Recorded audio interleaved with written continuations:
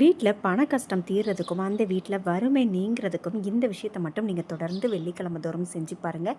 வியாழக்கிழமை நைட்டே வெள்ளை மொச்சை ஊற வச்சுக்கோங்க தண்ணியில். சனி பகவானுக்கு உகந்தது வந்து கருப்பு எள்ளு அப்படிங்கிற மாதிரி வெள்ளை மொச்சை சுக்கிர பகவானுக்கு உகந்தது. மகாலட்சுமி அப்படின்னாலே சுக்கிர பகவான் தான். சுக்கிர பகவான்னாலே மகாலட்சுமின்னு தான் சொல்லுவாங்க. அதனால் இந்த வியாழக்கிழமை நைட்டு இந்த வெள்ளை மொச்சையை தண்ணியில் ஊற வச்சுட்டு ஒரு 1/4 கிலோ வெள்ளை மொச்சையை வாங்கி நீங்கள் ஊற வச்சுக்கோங்க. மறுநாள் காலையில் அதில் வெல்லம் கலந்த இந்த வெள்ளை மொச்சையும் சேர்ந்து பசுமாட்டுக்கு வெள்ளிக்கிழமை தோறும் சுக்கிரஹோரையில் நீங்கள் தானமாக கொடுத்துட்டு வரணுங்க. இது ஒரு 11 வாரம் நீங்கள் தொடர்ந்து செஞ்சுட்டு வரும்போதும் நிச்சயமாக உங்கள் லைஃப்பில் பண ரீதியான ஒரு பிரச்சனைகள் இருக்குது அப்படின்னா 11 வாரத்துக்குள்ள ஒரு மாற்றங்கள் நிச்சயமாக பண விஷயத்தில் நடக்குங்க.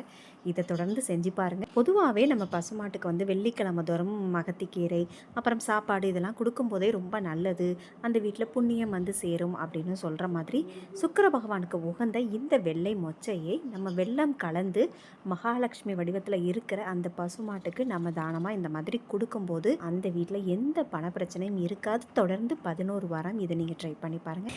நீங்கள் இருக்கிற ஏரியா பக்கம் பசுமாடு எதுவும் இல்லை அப்படின்னா இதை நீங்கள் ரெடி பண்ணி வச்சுட்டு ரோட்டில் எங்கேயாவது நிற்கிற பசுமாட்டுக்கு கொண்டுட்டு போய் கொடுங்க. அதுவும் சுக்கிரஹோரையில் நீங்கள் கொண்டு போய் கொடுக்கும்போது ரெட்டிப்பு பலன் கிடைக்கும். வெள்ளிக்கிழமை காலையில் 6 to 7, மதியம் 1 to 2, நைட்டு 8 to 9 இந்த டைமில் நீங்கள் கொண்டு போய் கொடுங்க. சமையல் அறையில் தென்கிழக்கு பகுதி தான் அக்னி மூலை அப்படின்னு சொல்லுவோம். சுக்கிர பகவான் வசிக்கிற இடமும் அதுதான். அந்த பகுதியில் ஒரு சில பொருட்கள் வச்சோம் அப்படின்னா நிச்சயமாக அந்த வீட்டில் வந்து பண கஷ்டம் இருக்காது அப்படின்னு சொல்லப்படுது.